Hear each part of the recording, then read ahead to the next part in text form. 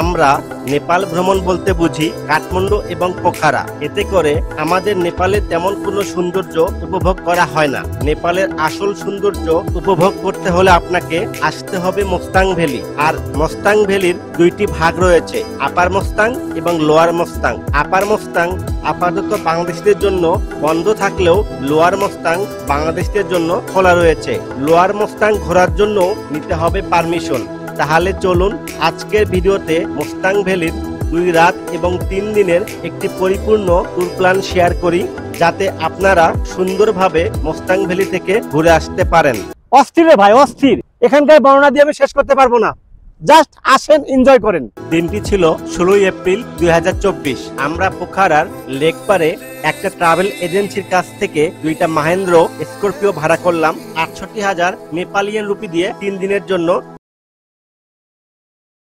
আলহামদুলিল্লাহ আমাদের গাড়ি ঠিক সকাল 9টার মধ্যেই আমাদের হোটেলের সামনে চলে আসছে। মাহেন্দ্র স্করপিও, এখানে একজন বসা যাবে, এখানে 3 জন, পিছনে 3 জন, 3 3 6 এখানে 7 জন। এটা 7 জনের ক্যাপাসিটি। ওইটাও সেম গাড়ি, 7 জনের ক্যাপাসিটি, বাট আমরা 5 জন করে বসছি। আলহামদুলিল্লাহ এখন ঠিক সকাল 9:45 বাজে আমরা আমাদের মোস্তাং জার্নি শুরু করলাম। আজকে আমাদের গন্তব্য জমশন। পোখারা থেকে জমশনের দূরত্ব 158 কিলোমিটার। যেতে সময় লাগবে 7 থেকে 8 ঘন্টা। যেহেতু পাহাড়ি পথ, তাই পর্যাপ্ত পানি এবং কিছু শুকনো খাবার এবং ফলমূল নিয়ে নিলাম। আপনাদের সুবিধার্থে বলে রাখি, মোস্তাং ঘোরার জন্য ট্রাভেল এজেন্সির কাছ থেকে কোনো প্যাকেজ নেওয়া বাধ্যতামূলক না, শুধু গাড়ি নিতে পারেন, অথবা গাড়ি চাইলে আপনি হোটেল রিসেপশনের কাছ থেকেও নিতে পারেন। আজকে রাস্তাটা অর্ধেক ভালো এবং অর্ধেক খারাপ। এমন সৌন্দর্য দেখতে হলে একটু কষ্ট সহ্য করতেই হবে। প্রায় 3 ঘন্টা দুই পাশের নয়নবিরাম সৌন্দর্য দেখতে দেখতে আমরা চলে আসলাম বেনিতে। এই জায়গাটি বেনি বাজার থেকে 2 কিলোমিটার সামনে। আলহামদুলিল্লাহ আমরা প্রায় 3 ঘন্টা পরে একটা ব্রেক নিলাম। এই জায়গাটির নাম হচ্ছে বেনি বাজার। দেখুন এখানে সুন্দর একটা নদী রয়েছে, সামনে বড় বড় পাহাড়, আর এত সুন্দর বাতাস আপনার মনটাকে বিমোহিত করে ফেলবে। আর পাশে রয়েছে 2টা রেস্টুরেন্ট, এখানে হালাল ভেজিটেরিয়ান পাওয়া যায়। আমরা আজকে দুপুরে লাঞ্চটা এখানে করব।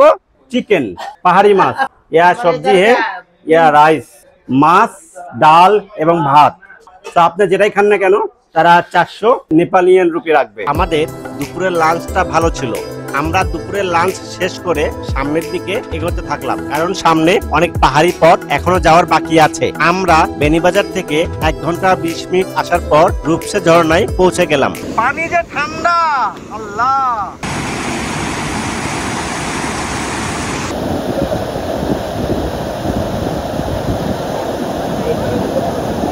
রূপসে জলপ্রপাত মধ্য নেপালের একটি জলপ্রপাত। এটি পশ্চিম নেপালের ধাওলাগিরি জোনের মায়াগদি জেলার দানা ভিডিসিতে অবস্থিত, যা স্থানীয় এবং পর্যটক উভয়েরই হৃদয় কেড়েছে। এই প্রাকৃতিক ঝর্ণাটি 300 মিটার উপরে অবস্থিত। Bye bye. আলহামদুলিল্লাহ আমরা রূপসা ঝর্ণায় প্রায় 1.5 ঘন্টার মতো ছিলাম। এখন আমাদের গন্তব্য জমশন। জমশনে আজকে রাত্রে আমরা স্টে করব। এত সুন্দর ঝর্ণা দেখার পর ভাবতে পারি নাই সামনে এত ভয়ঙ্কর রাস্তা আমাদের জন্য অপেক্ষা করছে। সামনে 2 কিলোমিটার পরই আমাদের চেকপোস্ট। এই চেকপোস্ট থেকে আমাদের মোস্তাং ভ্যালি যাওয়ার জন্য পারমিশন নিতে হবে। আলহামদুলিল্লাহ আমরা চলে আসলাম অন্নপূর্ণা কনজারভেশন এরিয়াতে।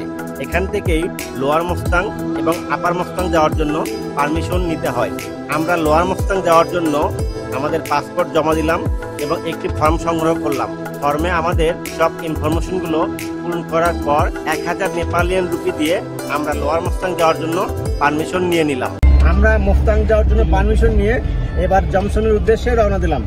জমশন যেতে এখনো 1.5 ঘন্টার মতো সময় লাগবে। পাহাড়ের দুপাশে সৌন্দর্য দেখতে দেখতে আমরা রাত 8টায় জমশনে এসে পৌঁছালাম। জমশনে নামার পর প্রথমে যে বিপত্তি ঘটে সেটা হলো শীত। আজকে এপ্রিল মাসের 17 তারিখ, কিন্তু মনে হচ্ছে যেন এটা জানুয়ারি মাসের শীত। তো আপনারা বছরে যে সময় আসেন না কেন এখানে অবশ্যই শীতের প্রিপারেশন নিয়ে আসবেন। আমরা যেহেতু হোটেল ঠিক করে আসি নাই, আমরা বেশ কয়েকটি হোটেল খোঁজার পর একটা পছন্দ মতো হোটেল পেয়ে গেলাম। এটা হচ্ছে আমাদের রুম। একটা রুমে 3টা বেড, 3 জন থাকা যাবে। নেপালিয়ান 1500 রুপি। আসসালামু আলাইকুম, শুভ সকাল জমশন থেকে। গতকাল রাত 7:30টায় আমরা এই শহরে এসে পৌঁছেছি। শহর বলতে এরা যেটাকে বোঝায় একটা গ্রামের মতো, বাট এখানে সব ধরনের সুযোগ সুবিধা রয়েছে। আমরা এই হোটেলে ছিলাম গতকাল রাতে। হোটেলটা বেশ ভালো, গোছানো, সুন্দর এবং খাবারের মানটা খুবই ভালো। এই দেখেন বড় বড় পাহাড়। এটা হচ্ছে জমশন এয়ারপোর্ট গেট। চলেন না দেখি একটু ভেতরে দেখা যায় কিনা। এটা হচ্ছে জমশন এয়ারপোর্ট। ছোট্ট একটা রানওয়ে, জাস্ট এইখান থেকে শুরু হয়েছে আর ওই যে সামনে গিয়ে শেষ হয়েছে। সামনে বড় পাহাড়, রানওয়ের সামনেও বড় বড় পাহাড়। আলহামদুলিল্লাহ, আজকে মোস্তাং ভ্যালিতে আমাদের দ্বিতীয় দিন। আজকে আমরা হোটেল চেক আউট করে এখন আমাদের প্রথম গন্তব্য মুক্তিনাথ টেম্পল। মুক্তিনাথ টেম্পলের দূরত্ব এখান থেকে 21 কিলোমিটার, যেতে সময় লাগবে 1 ঘন্টার মতো। বাম পাশে দেখতে পাচ্ছেন মোস্তাং হসপিটাল এবং তার পাশে রয়েছে ছোট্ট একটি গ্রাম, পাহাড়ের নিচে সাজানো সুন্দর একটি গ্রাম। সামনে যে সাদা পাহাড়টি দেখতে পাচ্ছেন এটা হচ্ছে নীলগিরি, যেটি পৃথিবীর বড় বড় পর্বতশৃঙ্গের মধ্যে একটি। আমরা রাস্তার দুপাশের অপার্থিব সৌন্দর্য দেখতে দেখতে মুক্তিনাথ চলে আসলাম। আমাদের মুক্তিনাথ আসতে 1 ঘন্টা সময় লেগেছে। कितना टाइम लागे घोड़ा से? হ্যালো ভাইয়া, মুক্তিনাথ থেকে মুক্তিনাথ টেম্পল পর্যন্ত 1 কিলোমিটার রাস্তা। আপনি যদি পায়ে হেঁটে যান 15 থেকে 20 মিনিট সময় লাগবে, আর যদি ঘোড়ায় যান তাহলে 10 মিনিট লাগবে। ঘোড়ায় যাওয়ার জন্য 400 নেপালিয়ান রুপি দিতে হবে। এখন ঠিক সকাল 10টা বাজে। আমরা মুক্তিনাথ টেম্পল যাওয়ার জন্য হাঁটা শুরু করলাম। হাঁটার পথটা কিন্তু অনেক সুন্দর। আমরা পাহাড়ের পাড় ঘেঁষে ঘেঁষে হাঁটবো, বাট আপনারা চাইলে ঘোড়া নিয়েও যেতে পারেন।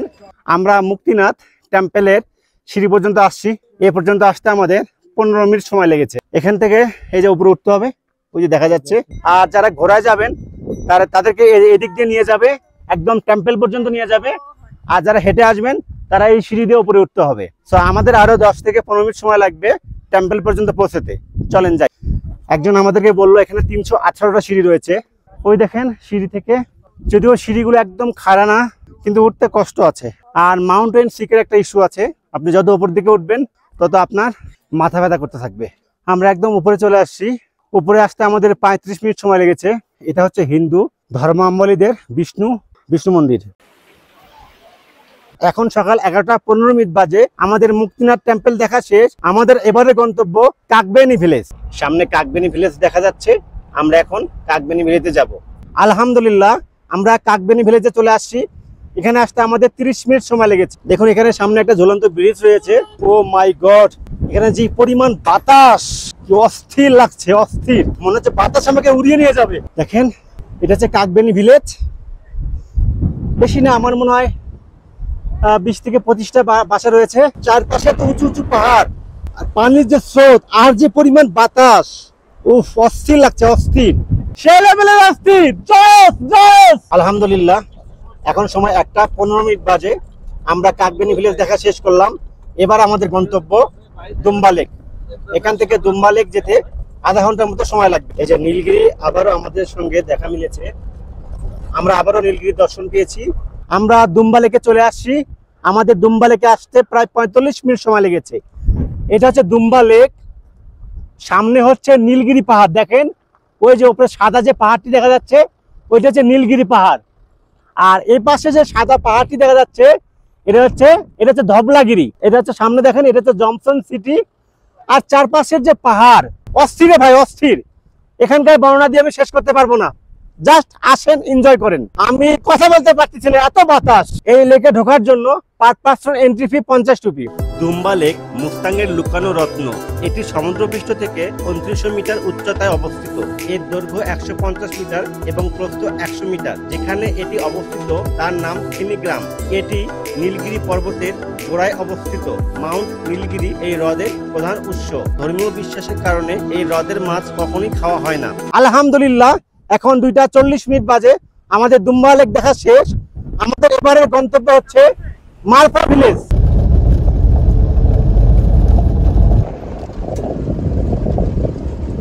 আলহামদুলিল্লাহ, আমরা প্রায় 30 মিনিট পরে মারফা ভিলেজে চলে আসলাম। এই যে এটা হচ্ছে মারফা ভিলেজের গেট।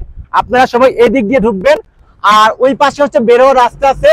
পুরোটা দেখতে মোটামুটি 2 ঘন্টার মতো সময় লাগবে। তো আমরা এই পাশ থেকে শুরু করলাম। দেখতে দেখতে আমরা ওই পারে গিয়ে আবার গাড়িতে উঠবো। দেখেন সামনে সাদা পাহাড়। এই দেখেন আপেল বাগান। মারফা ভিলেজ কিন্তু আপেলের জন্য খুবই বিখ্যাত।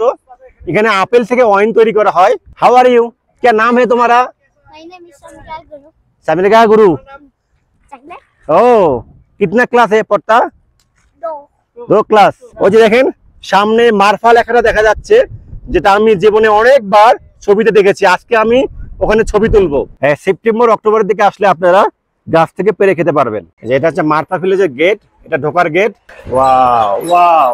মারফা একটি তিব্বতী রুক্ষ গ্রাম, যেটি নেপালের লোয়ার মোস্তাঙ্গে অবস্থিত। এটি কালীগণ্ডকী উপত্যকায় 2650 মিটার উচ্চতায় অবস্থিত।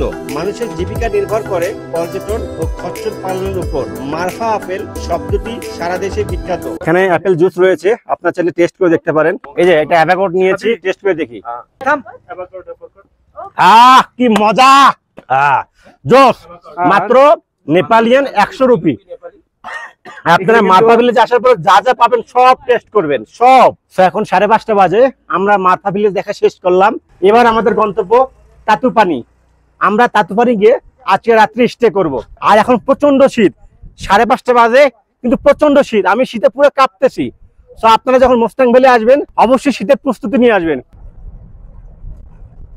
এখানে অনেক বড় একটা হোটেল দেখতে পাচ্ছি, হোটেল ন্যাচারাল স্প্রিং লিমিটেড। আমি জানি না এখানে রুম পাবো কিনা, একটু ট্রাই করে দেখি রুম পাওয়া যায় কিনা। আমরা তাতোপানিতে হোটেল রুম চেক ইন করে আমরা বারবিকিউর অর্ডার দিয়েছিলাম। এখন আমাদের বারবিকিউ রেডি হবে। দেখেন আমাদের বারবিকিউ, আলু পরোটা, দই এবং চাটনি। পাহাড়ের নিচে এরকম একটা হোটেল, অসাধারণ। সামনে কালীগণ্ডকী নদী। এটা ছিল আমাদের রুম। এই রুমে 7টা বেড ছিল, আমরা 7 জন ছিলাম। ভাড়া ছিল 7000 নেপালিয়ান রুপি। তো আমরা এখন সকালে কমপ্লিমেন্টারি ব্রেকফাস্ট করব। চিকেন সস, ডিম ভাজা, সবজি, আলু, ডাল। তাতুপানি হোটেলে আমাদের কমপ্লিমেন্টারি ব্রেকফাস্ট হয়েছিল। ব্রেকফাস্টটা অনেক সুন্দর। হোটেলের সাথে কমপ্লিমেন্টারি ব্রেকফাস্ট এবং ব্রেকফাস্টের সঙ্গে কমপ্লিমেন্টারি নদী এবং পাহাড় রয়েছে। আমার কাছে এই হোটেলটি অনেক ভালো লেগেছে। আপনারা যারা মোস্তাং ভ্যালি যাবেন এবং যাওয়ার পথে তাতুপানি যদি থাকেন, এখানে থাকতে পারেন। ভাড়াটাও কিন্তু অনেক কম, পার পার্সন মাত্র 1000 নেপালিয়ান রুপি পড়েছিল। আলহামদুলিল্লাহ, আমরা তাতুপানি থেকে ঠিক দুপুর 12টায় পোখারার উদ্দেশ্যে রওনা দিলাম। আমাদের তাতুপানি থেকে পোখারা যেতে 6 ঘন্টার মতো সময় লাগবে। আমরা ঠিক সন্ধ্যা 6টায় টুরিস্ট বাস কাউন্টারে চলে আসি। আমাদের বাসের টিকিট আগেই কাটা ছিল। আমরা পোখারা থেকে কাঠমান্ডুর উদ্দেশ্যে রাত 8টায় রওনা দেই। পোখারা থেকে কাঠমান্ডুর বাসের ভাড়া ছিল 1600 রুপি। আজকে এই পর্যন্তই। সবাই ভালো থাকবেন। যাওয়ার আগে অবশ্যই চ্যানেলটি সাবস্ক্রাইব করবেন। সবাইকে ধন্যবাদ। আসসালামু আলাইকুম।